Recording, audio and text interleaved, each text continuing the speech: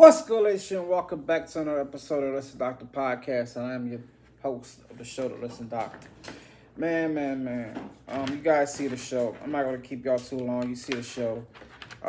It says my thoughts on the attack that happened in New Orleans.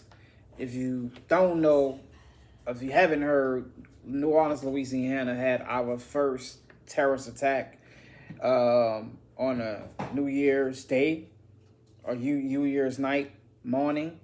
A guy from Houston, Texas, I believe, or Beaumont, Texas, went to New Orleans with a truck and drove down there and attacked a bunch of people on Bourbon Street. Used his truck as a weapon, killing, and now we know 15 people. One of those people being one of my relatives, wives or fiancés. I was affected like most other families that's from Louisiana that knew someone or did know anyone in that situation was affected. One of my relatives' fiancés was killed in that situation. Tragic situation for him and his side of the family. I've been talking to him constantly throughout the day. He's just confused what happened, what made this person do this, what made this person want to do this. It's just a lot of confusion going on at the moment. A lot of hurt, a lot of anger, a lot of questions that need to be answered. But this is my thoughts on what happened. I'm not going to keep you guys for too long because I know you guys have been watching the news a lot. You've been getting it and you've been seeing what's going on. I want to give you guys my thoughts on what happened or what I feel should happen going forward. So let's go ahead and watch the news story, the initial news story of what happened, and then we'll get to how I feel about the story or how I feel what should happen. Let go. His most famous street on Bourbon Street. So once again, those are the very latest details. If you are just joining us, just after 6:43 a.m., a mass casualty event on Bourbon Street. A man intentionally drove a vehicle around barricades down a packed Bourbon Street, killing 10 people and injuring 30 more people who were at area hospitals. We have the very latest information. We have crews all over the metro area right now to bring you the very latest. Let's get live. I believe we're going to Fletcher Mackel first, who is in the French Quarter. Fletcher, you just heard those details. The FBI said they did find IEDs. Not something you hear about in a major city, especially New Orleans in the French Quarter. No, and we showed you some images. We were on Bourbon Street on the corner of Bourbon and Orleans, and we were moved to Dauphine about a block away because we were by a state police trooper who noticed what he felt like was a suspicious package. So they moved the perimeter back at least a block because they are being vigilant and hypersensitive because of what was just detailed by the police superintendent and law enforcement officials, and they certainly want to prevent any type of second attack as well. And right now, most of the streets here in the French Quarter are still blocked. There's a lot of people just waking up and finding out what's happening, coming to work this morning and not being able to get into the French Quarter. I'm also going to step out of the way right now because this is one of those really eerie, sad situations. You're looking at maybe the most iconic structure in the city of New Orleans, the St. Louis Cathedral, and as photojournalist Stefan Cage zooms out, you see police cruisers. You know, this is supposed to be a festive time, ringing in the new year, a fresh start, everybody having fun, enjoying the Sugar Bowl between Georgia and Notre Dame tonight, getting ready for the biggest event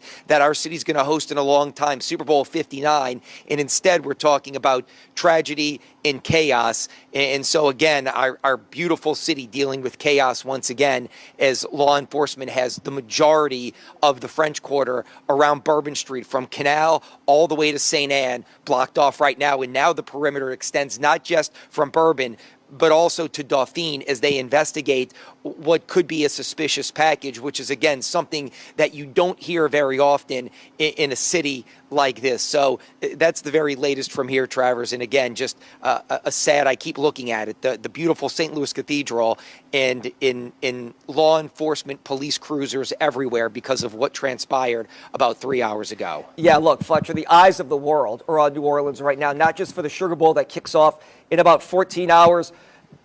tens of thousands of visitors. The teams are here in the city. The chief says they are going to protect the Superdome and the city tonight.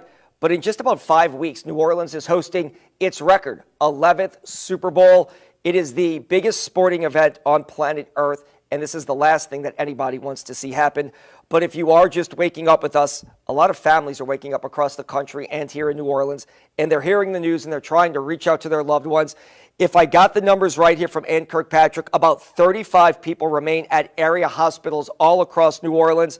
10 people tragically have been killed. The mayor calling this a terrorist attack. Someone went around barricades and intentionally drove down Bourbon Street with the intent to harm or kill people. He then opened fire on NOPD officers. 2 officers returned fire. 2 officers were shot. They are in stable condition at this point. Brittany Werner is joining our coverage right now. Brittany, you were also in the French Quarter. What are you seeing where you are?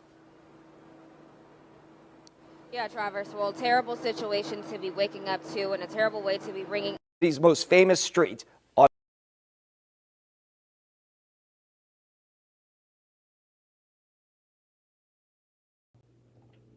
So that was all that I can get from that report when I was screen recording it. But basically, she was just saying her part on what she felt on the situation and giving some more invites. You guys is going to be seeing another picture of the bitch-ass terrorists who done this tragic act. This is the guy, is to believe, is the guy who done it. He's now deceased. He got out the car and pulled out a gun, started shooting at the police. The police returned fire, killing him on the scene. And this is the guy who did it. This is the truck that he used that I'm going to post up here. This is the guy who did this terrorist attack.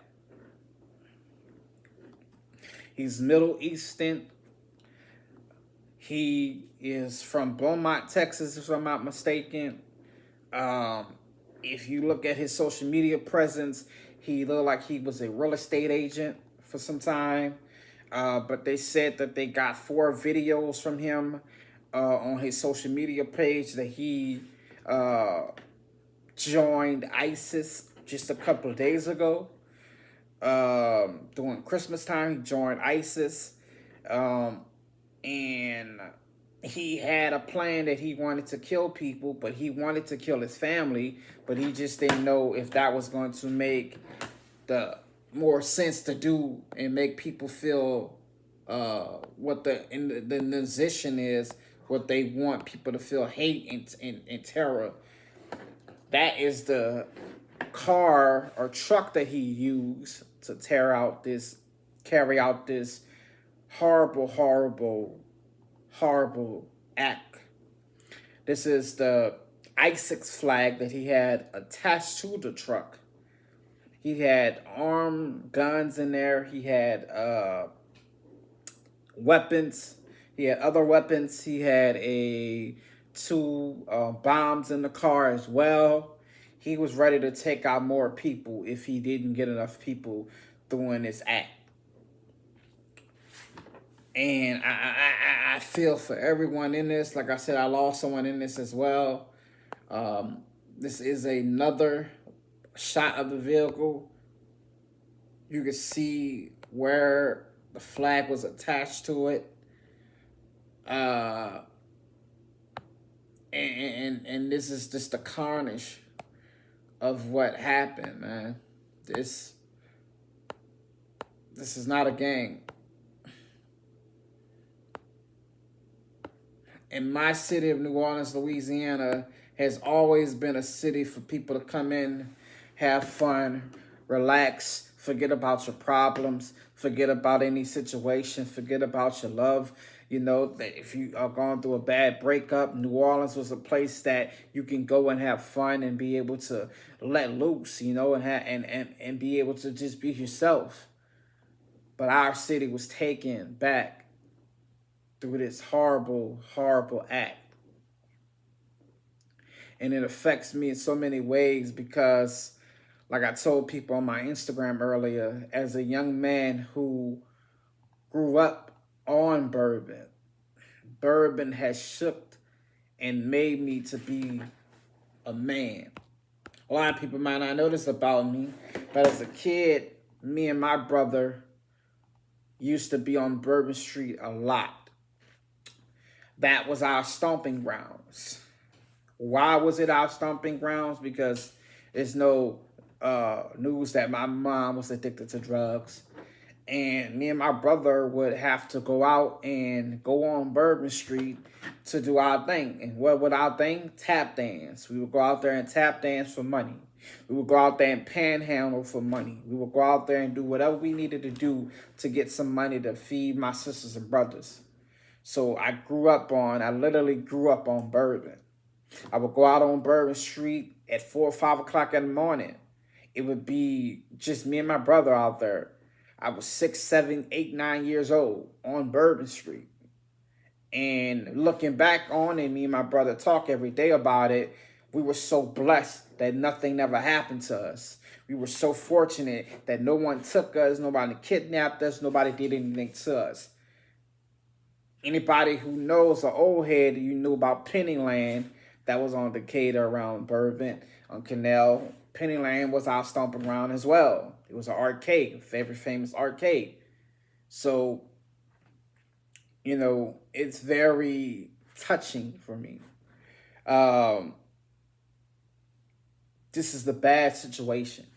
And what I want people to understand is a lot of people have been blaming the police, rightfully so. A lot of people have been blaming the leadership in the city, rightfully so.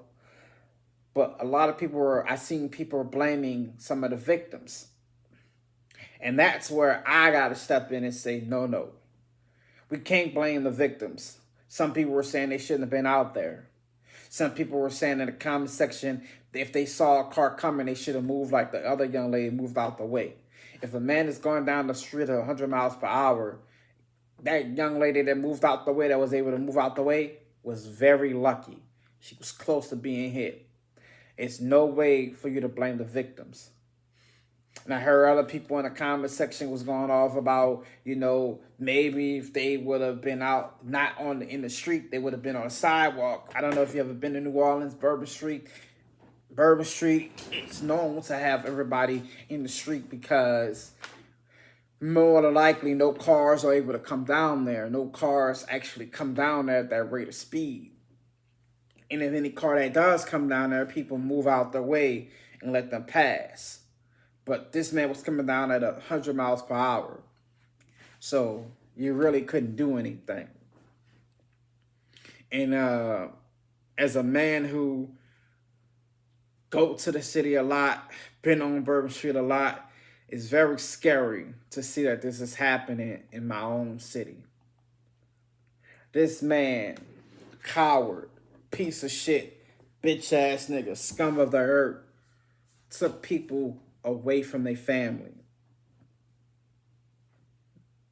Took us moment that my cousin proposed to his fiance that night on her birthday, took him away from his wife to be. He can never get that back. He can never get that moment back.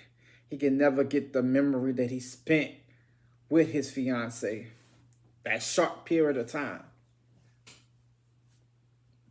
And I just want everybody right now, if you are listening or you are watching this and you watch this on a replay, let's forgive everyone who lost anyone in this situation.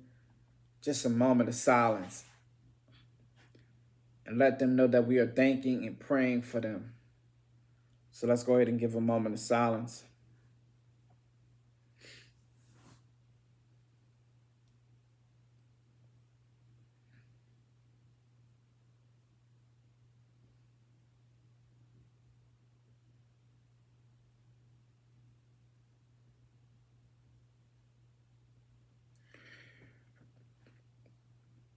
My second grief, a gripe, is towards the city of New Orleans. I was told from other people who covered it this week that we had things to solve this problem, to stop someone from going down the street. You guys paid $40 million for an equipment that was broke. You guys paid $40 million for an equipment that will break in the near future with all the things that happened on Bourbon. The mud, the drinking, the glass, the fights, the hair, the weave, the beads. We'll get into that machine and clog it up so it won't move. You guys have seen the device. Pretty sure y'all seen it. You spent $40 million on that. $40 million on that. I could have designed something cheaper for that and made it work. People who know me know I know how to design shit. So you spent $40 million or $44 million on that piece of equipment that was already broke. And y'all were fixing it for Super Bowl. That's a problem for me. We need to know where this money come from. Is it taxpayers' money? Is it taxpayers like me and other people who pay taxes for that equipment? Did we pay for equipment just to be sitting in the garage? That could have solved the problem. He wouldn't have been able to do that. Then he say they had other equipment that goes on a sidewalk, other barricades that go on a sidewalk that was not out at all either, that was being fixed. That's a problem for me. He could have not got on the sidewalk. Now, you guys said in the press conference that first it was multiple people y'all were looking for. Then y'all came back and said, no, it was only one person. He was a lone wolf. He was by himself. What happened to the two guys and the female? They just automatically, they were not part of the situation no more. Then y'all say y'all cleared the Superdome. Y'all cleared all around the city, around downtown, looking for bombs and stuff like that. Y'all cleared everything in what, a day? I've never seen the FBI or the people or police or anybody, organization clear it in a day. So then you have me to believe that y'all only opening up Bourbon Street for the tourists or the people that came down here for this game, the Sugar Bowl game. And I understand that you don't want to penalize people that came down here to watch the game or play in the game. I understand that. But a situation like this, I, as a mayor, would have not opened Bourbon Street or Canal Street until the diligence of everybody was taken care of and everyone was identified. All the people, all the victims were identified. We still have victims that was not identified yet. We have victims whose parents don't even probably know that they are passed away. We have victims who are unrecognizable. You can't even recognize them, so it's going to be very hard for somebody to recognize their son or child, and it's very painful to see that you guys reopen up Bourbon Street. And a lot of people are saying it's just for money. It's just for y'all to get money for the game, because if y'all cancel again, they might take the game and bring it to another venue, or they might say, you know what, New Orleans, y'all had y'all choice. Y'all could have opened it up. Y'all didn't open it up. We taking the Super Bowl from y'all as well because the city not prepared and all this other shit. So you're really thinking about the bigger dollar. And I understand, me as a person who did a video a couple of days about this, I understand that New Orleans is like 85% tourists, and 85% of that money from tourists comes to pay for our city and help our city. I understand that. Without the tourists and people coming to our city patronizing us, we would fail. The city would go down because there's not enough taxpayers putting enough money into the city. Or you will raise the taxes of the taxpayers to pay for all these things, all these programs and stuff like that. And that's where the money comes from for tourists and shit like that. So I understand that. Shout out to wife in the building. I understand that. But what I don't understand is that you guys open up a day after. Not even 24, not even 72 hours has passed since this situation. And you open back up. I'm confused. And at a time right now where everyone is looking at us, New Orleans, you need to be getting this shit together. And it's really hard to understand why would y'all open back up. Our people, the people that look like me, are not going down there. It's only gonna be people that's from this gang or other people from out of town that's down there. We don't go down there as it is like that. So you got a lot of explaining to do when it comes to that. And I do appreciate the two cops who put themselves on a line to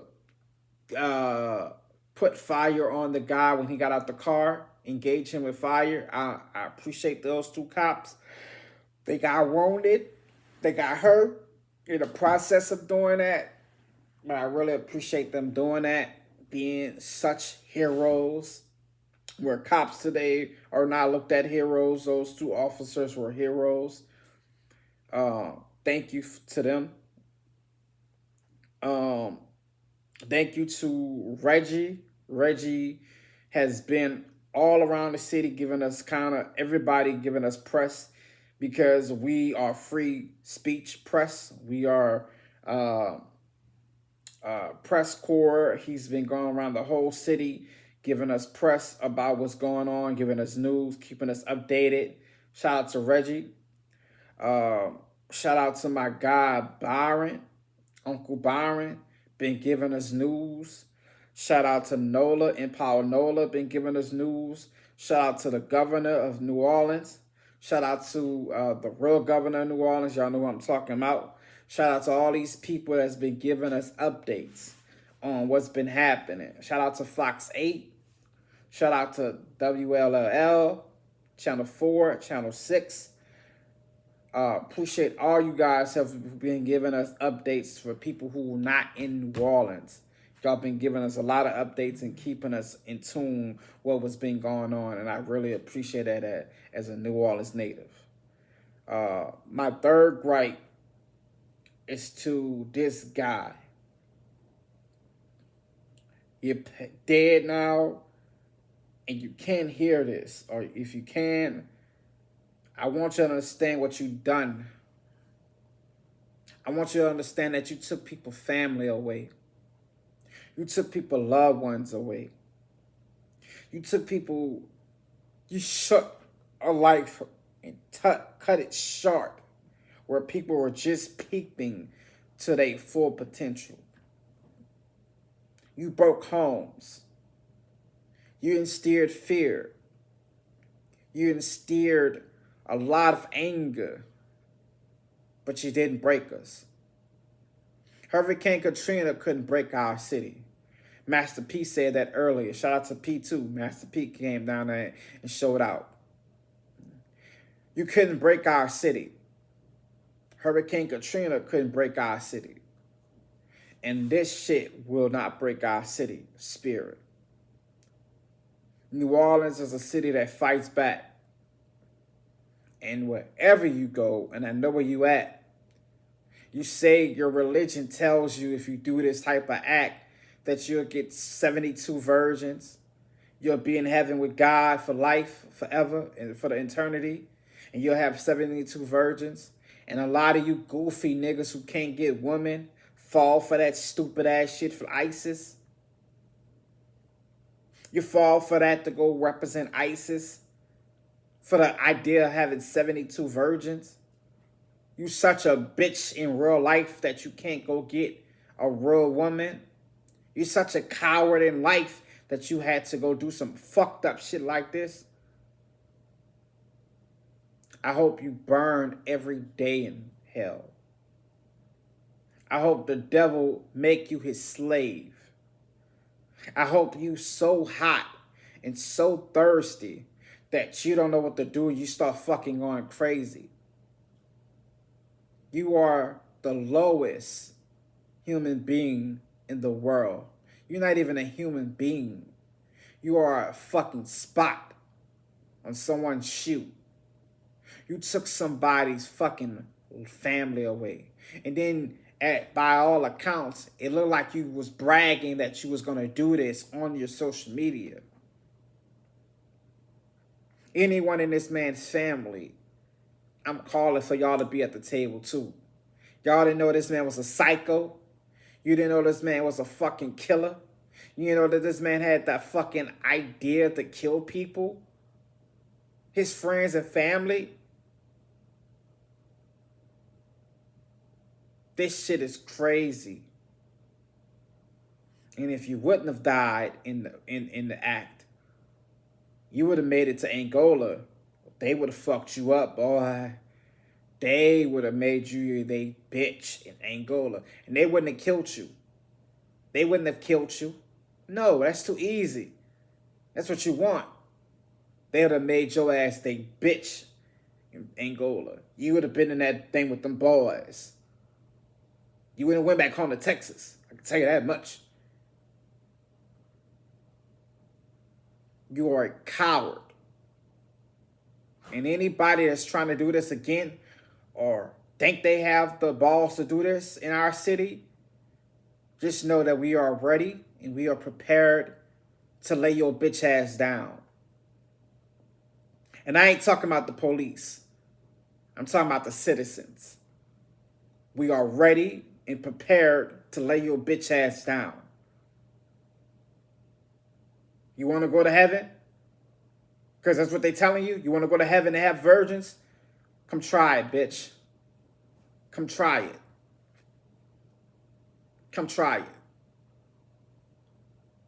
You are a bitch. The lowest person. And I want you to know that. You didn't break us. You didn't break the people. You might have harmed them. You might have pushed them a little bit, but you didn't break them. What you thought you was going to be able to do, what you wanted to do, it didn't accomplish. So you failed. Like you failed everything in life, probably. That's why your marriage was going downhill. My forward gripe is to the leadership in the city. We got to get this shit together. Something got to happen. I'm not calling for firing, but I'm calling for a change.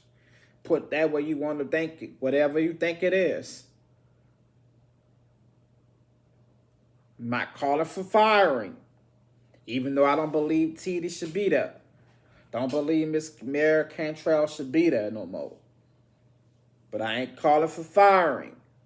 You take it to wherever you think it is. But we need a change of leadership. And I vote for Byron. I vote for Byron. Byron should be in one of these leadership roles. He cares about the city. Fuck it. Reggie should be in a leadership role. He cares about the city. It looks like they really want to do something with the city. And I really feel like we should vote for Byron. We should vote for Byron. So thank you guys for watching this. This was my thoughts on what happened in New Orleans. And I really, really appreciate everybody who's going to watch this on the replay. If you made it this far, please leave a prayer in the comments. What up, baby girl? What up, Christine? If you made it this far, please leave a prayer for the victims in the comments. After the video go off, leave a prayer in the comments. Leave some encouraging words for people to come and see. If you made it this far, thank you. I love you. I'm about to go eat and relax. I had a long fucking day today. A long fucking day. A long day. Cuzzo, I love you. I'm thinking of you. I'm so sorry this happened to you and your side of your family. And I just want you to know, man, if you need me, hit my phone up, call me. I'm here. I'm here. I'm here, Cuzzo. I'm not going nowhere. I'm here. And just to give an update to everybody, because people was was trying to figure out that I contact everybody. Yes, all my loved ones contacted me. All my loved ones gave me a shout out and let me know that they were okay. Called my phone today. The only person I haven't talked to was my little brother. I'm still trying to get him to answer the phone. Brian, if you see this, comment to me and let me know you're okay, bro. We've been trying to call you. We were trying to find out if you're okay, because I don't know if he was down there or not. Please contact me. Anybody that knows Brian, let me know where he at. Let me know he okay. But if you made it this far, please leave a prayer over there in the comments and let people know how you feel about this situation as well. I thank you guys. I love you guys. Until next time, man. Thank you.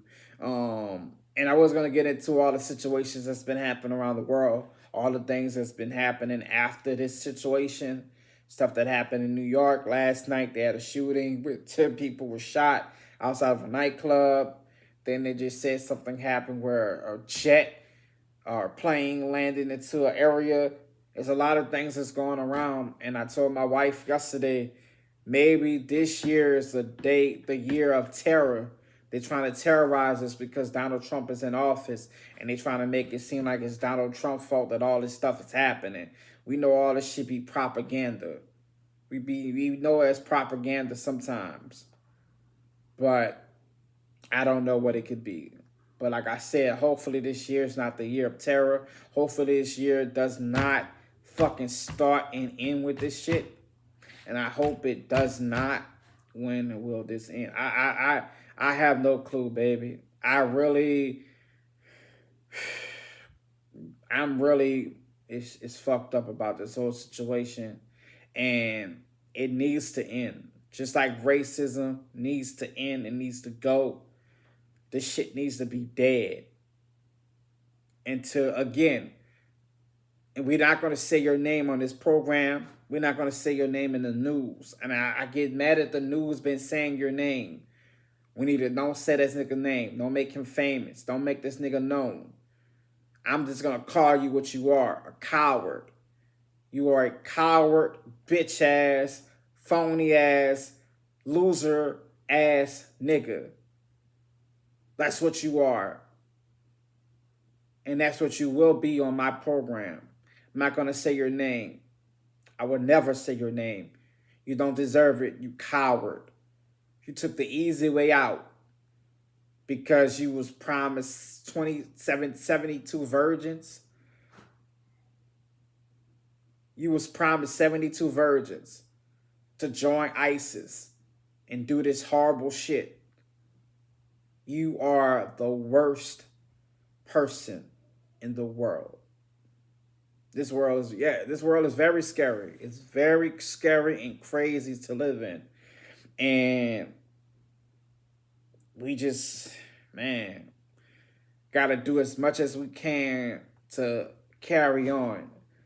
But I'm gonna tell you again, you bitch ass nigga, and anybody that's trying to reenact this or try to do this again, you didn't break my city. You didn't break my city. You didn't break us. Hurricane Katrina couldn't break us. Slavery couldn't break us. Oppression couldn't break us. And you didn't break us either. You shook it up a little bit, but you did not break my city. You are a bitch ass coward. And I want you to understand that. And I wish you was alive. I wish you was alive so I could spit in your fucking face. You are a coward. Forever. Thank you guys for watching. Thank you guys for joining the show. If you watch this on the replay and you made it this far, for the people who lost their lives, I am fucked up about this whole situation. I'm about to go eat, try to relax. I don't even want to watch movies right now because looking at those people's bodies,